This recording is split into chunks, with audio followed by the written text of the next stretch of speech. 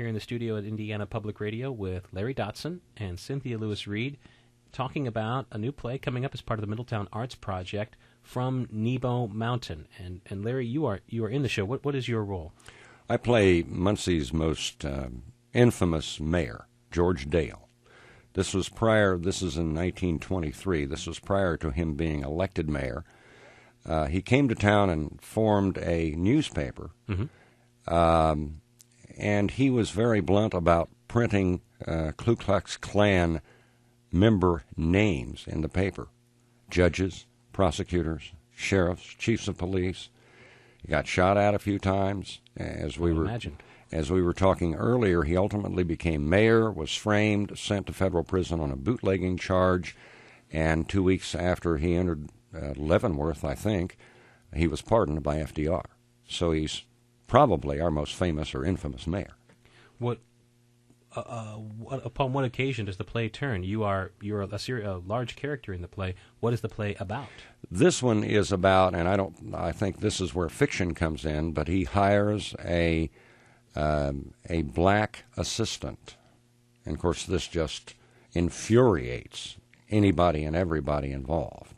And so that's really what this is about, the reaction of the courts and the reaction of the Klan and the various politicians to that. And that assistant is Sammy Page, is the character's name, right. And he's played by Kenny Reed, who is your son, yes. Cynthia, Miss Reed. Do you think it's worthwhile to dredge up the negative past? People may say, "Hey, we just need to get past Muncie's past. Let's just forget about it." Is it something that we still need to do? I can understand why some people would want to not relive the pain, but then again, if you bury the past, how do you know which direction not to go? Well, I think that a lot of people might say that what we just need to do is focus on the future and try to do the right thing. Are we going to learn anything from the exploits of Sammy Page and George Dale? We're never going to be in that situation again. There's no Ku Klux Klan members running around in their sheets downtown, are there? I think that with my son being age 22, being in the role with Larry as George Dale, I think that he can get a better grasp of where you are right now as a result of the sacrifices that someone else has made. So I think that as a nation we need to understand that we have to go back and look at the past and see the positive things that, such as in this play. Although it is fictionalized in some way, there are a lot of things that are not fictionalized. There are a lot of civil rights cases that never went to court. There is a lot of pain in people's hearts that needs to come out. And sometimes in order to excise something, you have to cut right into it. And I believe this play does that very well. As a black person looking at white people, can you understand their reluctance to excise that pain and to go back and to look at what happened? In a way, because if I was as white as you two guys, if I was, I know that there is white ancestry in my past. Mm-hmm. And looking back at the past, I don't like thinking about a lot of the things that my parents or my grandparents had to go through.